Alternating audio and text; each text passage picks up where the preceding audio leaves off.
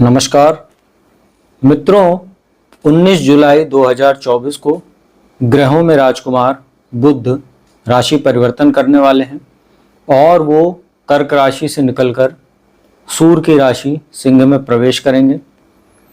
मित्रों, सिंह राशि में बुध का गोचर 19 जुलाई से और 22 अगस्त 2024 तक चलेगा और 22 अगस्त को बुध वक्री होकर पुनः उल्टा चलते हुए कर्क राशि में प्रवेश करेंगे। तो 19 जुलाई से और 22 अगस्त के बीच में सिंह राशि में बुध का गोचर होगा।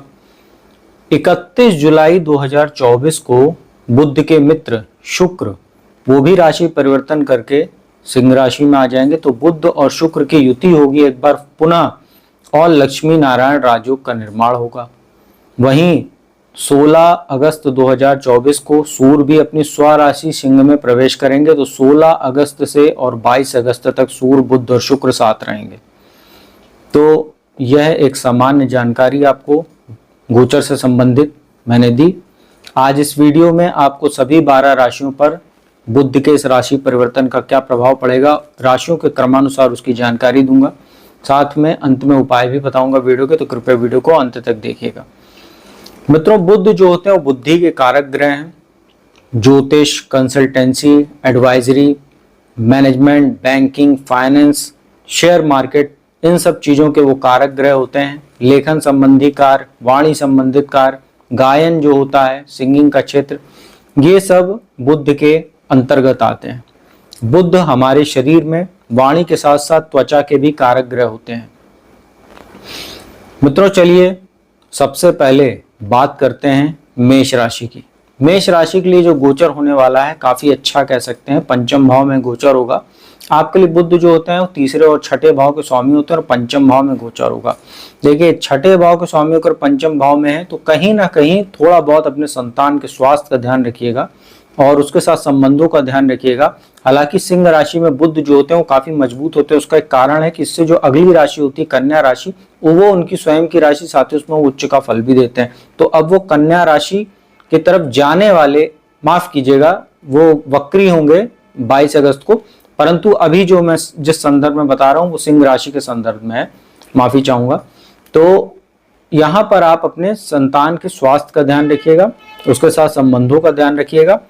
इसके बाद जो उनकी दृष्टि होगी वो एकादश भाव पर रहेगी। तो कहीं ना कहीं शेयर मार्केट से आपको कुछ फायदा हो सकता है। हालांकि आपको बहुत बड़ा इन्वेस्टमेंट करने से या एक ही जगह पर कहीं इन्वेस्ट करने से बचना चाहिए। अपने पैसे को मल्टीपल सोर्सेज में जो है इन्वेस्ट करना चाहिए, तो आपके लिए बेहतर रहेगा। साथ ही मान सम्मान भी कहीं ना कहीं आपका बढ़ेगा और बुद्धि कौशल भी आपका काफी बड़ा रहेगा, क्योंकि पराक्रम भाव के भी स्वामी बनते हैं। रुके हुए कार्य भी आपके इस गोचर के दौरान पूरे होंगे। प्रतियोगी परीक्षाओं में आपको कहीं ना कहीं सफलता मिलेगी, इंटरव्यू आदि में सफलता मिल सकती है। साथ ही जो लोग कोई होटल मैनेजमेंट का कोर्स करना चाहते हैं या बिजनेस एडमिनिस्ट्रेशन का कोर्स करना चाहते हैं या CA/CS कर रहे हैं, उन सभी लोगों को बहुत अच्छा फल देखने को मिलेगा। ज्योतिष का काम करने वाले, कंसल्टेंसी, एडवाइजरी का काम करने वाले लोगों के लिए भी बहुत उत्तम समय कह सकते हैं। पंचम भाव में बुध का गोचर वैसे भी अच्छा माना जाता है। तो यहाँ पर आपके लिए अच्छी स्थितियां बन रही हैं। तो मेष राशि के जो जातक हैं उनके लिए यह गोचर अच्छा कह सकते हैं। वृषभ राशि की बात करते हैं। आपके लिए धन भाव के स्वामी बनते हैं और पंचम भाव के स्वामी बनते हैं और चतुर्थ भाव भौतिक सुख साधन के घर में गोचर होगा। केंद्र त्रिकोण का राजयोग आपके लिए तो बन ही रहा है, अति धनेश होकर दूसरे भाव के स्वामी होकर चतुर्थ भाव में। तो कहीं ना कहीं भौतिक सुख साधन पर आपका धन खर्च होने वाला है। इन्वेस्टमेंट के लिए बहुत उत्तम समय कह सकते हैं। साथ ही बुध की दृष्टि दशम भाव पर रहेगी। तो जो लोग लेखन संबंधी काम करते हैं, ज्योतिष का काम करते हैं, एडवाइजरी का काम करते हैं, इंश्योरेंस सेक्टर जुड़े हैं, फाइनेंस का काम करते हैं, मैनेजमेंट बैंकिंग सेक्टर जुड़े हुए, सभी लोगों के लिए बहुत अच्छा समय। अगर आप राजनीति के क्षेत्र में किसी के एडवाइजर वगैरह हैं तो बहुत अच्छी स्थिति आपके लिए। CA/CS हैं तो भी अच्छी स्थिति आपके लिए अच्छी है। पंचमेश होकर चतुर्थ भाव में है तो ये भी अच्छा है। संतान के भी कहीं ना कहीं आप कैरियर में तरक्की देखने को मिलेगी और संतान सुख की भी आपको प्राप्ति संभव है। माता के साथ संबंधों का थोड़ा ध्यान रखिएगा और अपने स्वास्थ्य का थोड़ा आप जरूर ध्यान रखिएगा, क्योंकि चतुर्थ भाव में जब बुध बैठते हैं तो थोड़ा बहुत आपको स्वास्थ्य संबंधी समस्या भी देखने को मिल सकती है, क्योंकि वो कर्क राशि जो चंद्रमा की राशि होती है, बुध उसके शत्रु होते हैं। तो यहाँ पर काल पुरुष की कुंडली में कर्क राशि बनती है। इस वजह से यहाँ पर थोड़ा बहुत अपने स्वास्थ्य का ध्यान रखिएगा, माता पिता के स्वास्थ्य का ध्यान रखिएगा और उनके उनका आप जो है कहीं ना कहीं सम्मान कीजिएगा, उनके आशीर्वाद प्राप्त कीजिए, तो आपके लिए गोचर बहुत ही उत्तम कह सकते हैं। और कहीं ना कहीं आपको ससुराल पक्ष के माध्यम से भी आर्थिक लाभ हो सकता है, कोई अचल संपत्ति चल संपत्ति की प्राप्ति हो सकती है अगर आप विवाहित, और अविवाहित लोगों के लिए भी कुछ बेहतर स्थिति कह सकते हैं, परिवार में कुछ मांगलिक कार्यक्रम भी होंगे। मिथुन राशि की बात करते हैं, आपकी राशि के स्वामी बनते हैं और गोचर हो रहा है तीसरे भाव में। अच्छा है आपके लिए, लग्नेश और चतुर्थेश होकर तीसरे भाव में। पराक्रम पुरुषार्थ में जबरदस्त वृद्धि होगी, माइंड आपका काफी शार्प रहेगा, भाग्य का आपको सहयोग मिलेगा, पिता के ओर से भी आपको कुछ फायदा देखने को मिलेगा, चाहे वो आर्थिक रूप से हो, चाहे उनका आपको सहयोग मिलने से आपके रुके हुए कार्य पूरे होंगे। विदेश जाकर पढ़ने वाले छात्रों के लिए अच्छा समय है। और यहाँ पर एक अच्छी चीज है कि लग्नेश होकर पराक्रम भाव में है, तो कहीं ना कहीं आपका आत्मविश्वास भी जबरदस्त रहेगा। तो अगर कोई पेंडिंग काम आपका है जो पिछले दिनों किसी कारणवश रुका हुआ था, उसको करने की कोशिश कीजिएगा, तो आपको कहीं ना कहीं आपकी विल पावर बहुत स्ट्रांग रहेगी और भाग्य का भी उसमें सहयोग मिलेगा, और भौतिक सुख साधन की भी आपको प्राप्ति हो सकती है, और लाभदायक यात्राएं भी इस गोचर के दौरान संभव है। तो अच्छी स्थिति आपके लिए।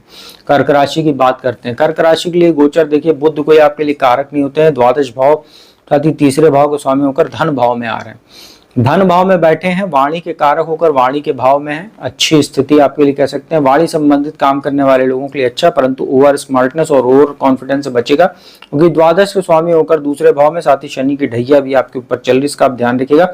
सीधा शनि के साथ संबंध बन रहा है, समसप्तक योग। कुंभ राशि में स्थित शनि की दृष्टि रहेगी बुध पर, और बुध शनि को देखेंगे। तो वाणी संबंधित काम करने वाले लोगों को अपने वाणी पर बहुत संयम बरतना है, साथ ही परिवार में भी कुछ मनमुटाव देखने को जरूर मिलेगा आपकी ही वाणी के माध्यम से, और कहीं ना कहीं पैतृक संपत्ति जुड़ा कोई मामला था उसमें भी कुछ समस्या देखने को मिल सकती है, इसका ध्यान रखिएगा। अपने स्वास्थ्य का ध्यान रखिएगा, आपको कुछ त्वचा संबंधित समस्या हो सकती है, चाहे वो बारिश का मौसम है, स्किन इन्फेक्शन, एलर्जी वगैरह या थ्रोट इन्फेक्शन वगैरह हो सकता है, इसका आप ध्यान रखिएगा।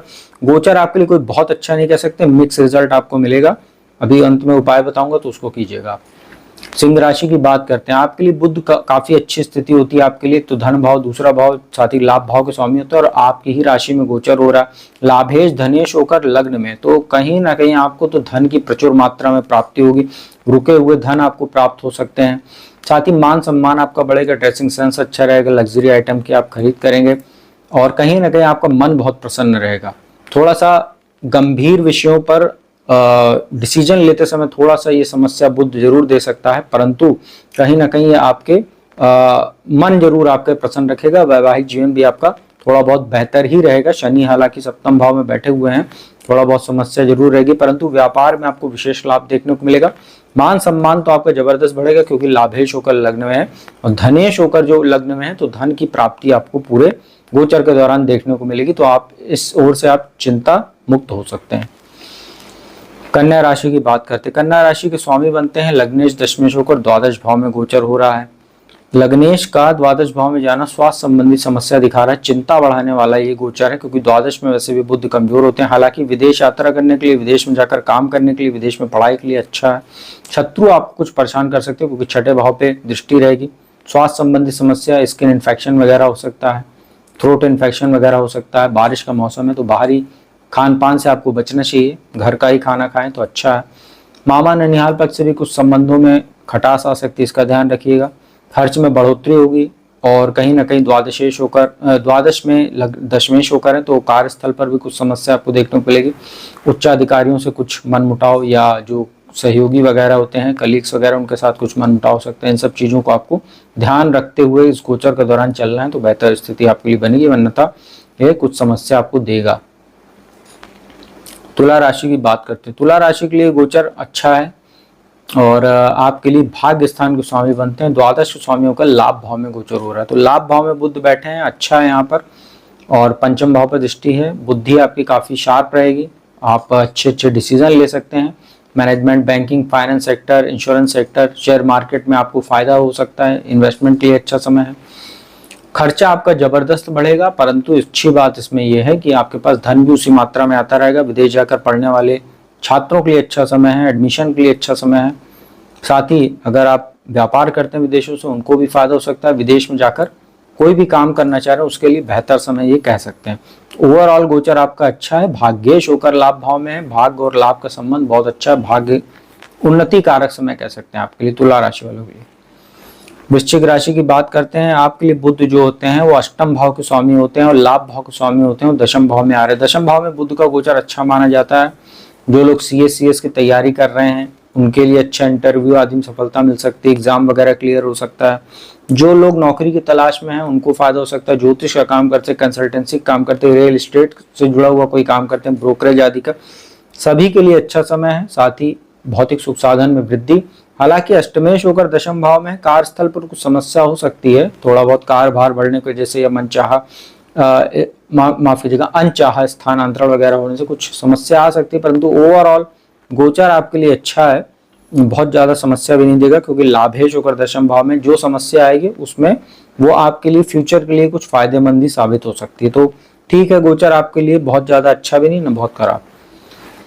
धनु राशि की बात करते हैं, सप्तमेश और दशमेश होकर भाग्य स्थान में। भाग्य स्थान में बुध का गोचर है, तीसरे भाव पर दृष्टि। छोटे भाई बहनों से संबंध अच्छे रहेंगे, मित्रों का सहयोग मिलेगा, यात्राओं पर जा सकते हैं, घूमने फिरने के लिए अच्छा समय, टूर्स एंड ट्रेवल्स पर आपका खर्चा होगा।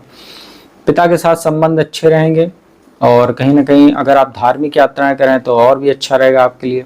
दशमेश होकर भाग्य स्थान में तो कार्यस्थल पर भी भाग्य का सहयोग मिलेगा, पद प्रतिष्ठा प्रमोशन में वृद्धि देखने को मिलेंगे। साथ ही व्यापार में भी आपको भाग्य का सहयोग मिलेगा, क्योंकि सप्तमेश होकर भाग्य स्थान में पति को पत्नी से और पत्नी को पति के माध्यम से एक दूसरे के भाग्य का सहयोग मिलेगा। अगर दोनों एज अ बिजनेस पार्टनर किसी बिजनेस में काम करते हैं तो बहुत अच्छा आपके लिए समय कह सकते हैं। बिजनेस को बढ़ाने में बुध आपका फेवर करने वाला पूरे गोचर, तो बहुत अच्छी स्थिति आपके लिए।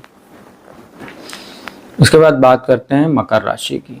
मकर राशि के लिए छठे भाव के स्वामी बनते हैं और भाग्य स्थान के स्वामी बनते हैं। गोचर हो रहा है अष्टम भाव में, विपरीत राजयोग आपके लिए बन रहा है, षष्ठेश होकर अष्टम भाव में है। अष्टम भाव में बुध का गोचर कोई बहुत बुरा नहीं माना जाता है, हालांकि स्वास्थ्य संबंधी समस्या जरूर देते हैं। वाणी संबंधित कुछ समस्या हो सकती है, थ्रोट इन्फेक्शन हो सकता है, स्किन एलर्जी वगैरह हो सकती है, इसका आप जरूर ध्यान रखिएगा। परंतु इसमें अच्छी बात यह है कि यहाँ पर बुध जब बैठते हो तो आप रिसर्च करके ही कोई काम कीजिएगा, जल्दीबाजी में मत कीजिएगा। गुप्त विद्या जैसे ज्योतिष वगैरह में अगर आपका इंटरेस्ट है या अगर इन सब क्षेत्रों से आप जुड़े हुए हैं तो बहुत अच्छी स्थिति है आपके लिए। वाणी संबंधित कोई भी काम कीजिएगा तो बहुत सतर्क होकर कीजिएगा, क्योंकि दूसरे भाव पर दृष्टि है। परिवार का कुछ माहौल खराब हो सकता है, पैतृक संपत्ति जुड़े मामलों में जरूर कुछ समस्या देगा। अचानक कुछ धन लाभ आपको जरूर करा सकता है। बस ओवरऑल बाकी ये गोचर कोई बहुत उत्तम नहीं आपके लिए कह सकते, क्योंकि 7.5 का अंतिम चरण भी आपको चल रहा है। कुंभ राशि की बात करते हैं, आपके लिए गोचर कुछ मामलों में बहुत अच्छा है। पंचम भाव के स्वामी और अष्टम भाव के स्वामी होकर यहाँ पर सप्तम भाव में रहेंगे। देखिए, सप्तम भाव में बुध का गोचर व्यापार के दृष्टिकोण से अच्छा रहता है, परंतु बहुत ज्यादा कोई बहुत बड़ा लंबा चौड़ा इन्वेस्टमेंट करने की सलाह मैं नहीं दूंगा, सोच समझ कर इन्वेस्टमेंट कीजिएगा। अष्टमेश होकर सप्तम भाव में अविवाहित लोगों के रिश्ते तय होने में समस्या देगा। साथ ही वैवाहिक जीवन में जो लोग विवाहित हैं उनके जीवन में कुछ समस्या दे सकता है। पति पत्नी का स्वास्थ्य प्रभावित हो सकता है। ताकि अष्टमेश होकर सप्तम भाव में वापस दृष्टि लग्न पर रहेगी तो आपका भी कुछ स्वास्थ्य प्रभावित हो सकता है। लग्न में वैसे भी शनि बैठे हैं, अभी शनि वक्री भी हैं, वैसे भी आपको अपने स्वास्थ्य का बहुत ध्यान रखने की आवश्यकता है। पंचमेश होकर सप्तम भाव में है तो धन आपके पास आता रहेगा, इसमें कोई समस्या नहीं, परंतु उसका मैनेजमेंट कैसे करना है, उसको सही जगह कैसे इस्तेमाल करना है उस धन का, इसके बारे में आपको अच्छे से सोच विचार लेना चाहिए, अन्यथा आपको कोई धोखा वगैरह भी हो सकता है गलत इन्वेस्टमेंट वगैरह के माध्यम से। अंतिम राशि मीन की बात करते हैं, चतुर्थेश और सप्तमेश होकर छठे भाव में। छठे भाव में बुध का गोचर अच्छा भी माना जाता है। यहाँ पर आपको कहीं ना कहीं प्रतियोगी परीक्षाओं में सफलता, मामा ननिहाल पक्ष से आपको कहीं ना कहीं फायदा देखने को मिलेगा। और खर्चों पर थोड़ा सा आप लगाम लगा कर रखिएगा, बेवजह की यात्राओं से आपको बचना चाहिए। और कोर्ट कचहरी से जुड़े हुए मामलों में भी आपको थोड़ा बहुत सफलता देखने को जरूर मिलेगी, परंतु आपका ये इस समय रिस्पॉन्सिबिलिटी बनती है कि बैठे बैठे किसी दूसरे के मामले में मत हस्तक्षेप कीजिएगा, अन्यथा उसके माध्यम से आप जो है किसी कानूनी मामले वाद विवाद में फंस सकते हैं, इसका ध्यान रखिएगा। कोई कर्ज लेना चाहते हैं तो आपको आसानी से मिल सकता है, अप्लाई कीजिएगा। कोई एजुकेशन लोन, होम लोन अगर आप चाहते हैं तो मिल सकता है, परंतु किसी को उधार वगैरह मत दीजिएगा, अन्यथा उधार देंगे तो वो धन वापस मिलने में समस्या है। साथ ही जब धन लेने जाएंगे तो आपको आपके संबंध भी प्रभावित हो सकते हैं, इसका ध्यान रखिएगा। और कहीं ना कहीं ये सप्तमेश होकर छठे भाव में तो वैवाहिक जीवन का जरूर ध्यान रखिएगा और थोड़ा सा अपने पति पत्नी एक दूसरे के स्वास्थ्य का ध्यान रखिएगा और बुरे व्यसनों से दूर रहिएगा। किसी प्रकार का मांस, मदिरा, सिगरेट, शराब आदि के सेवन से आपको बचना चाहिए, तो ये गोचर आपके लिए उत्तम कह सकते हैं। तो मित्रों, यह था बुध का 19 जुलाई से 22 अगस्त तक सिंह राशि में क्या प्रभाव रहेगा उसकी संपूर्ण जानकारी दी। उपाय की बात कर लेते हैं। बुद्ध का मंत्र ओम बुम बुद्धाय नमः, इस मंत्र का आप लोग 108 बार जाप कर सकते हैं प्रतिदिन या हर बुधवार को। गणेश जी को दूर्वा अर्पित कीजिए, मोतीचूर का लड्डू या मोदक अर्पित कीजिए प्रसाद के रूप में। गणेश चालीसा का पाठ कीजिए। साथ ही हर बुधवार को गाय को हरा चारा खिलाइए, तो आप लोगों के लिए गोचर अच्छा कह सकते हैं। तो उम्मीद करता हूँ वीडियो आपको अच्छी लगी होगी। अच्छी लगी उसको लाइक कीजिएगा, कमेंट कीजिएगा, ज्यादा से ज्यादा शेयर कीजिएगा। और जो भी ज्यादा कुंडली विश्लेषण कराना चाहते हैं तो मेरे नंबर डिस्क्रिप्शन स्क्रीन दोनों पर उपलब्ध है, उस पर संपर्क करके आप लोग अपॉइंटमेंट ले सकते हो। मेरे द्वारा कुंडली विश्लेषण का लाभ देश दुनिया के किसी भी कोने से आसानी से प्राप्त कर सकते हो। तो अब मैं अपने वाणी को विराम देता हूँ। अगली वीडियो में आपको किसी नए विषय के साथ जल्दी मिलूंगा। तब तक के लिए ओम नमः शिवाय।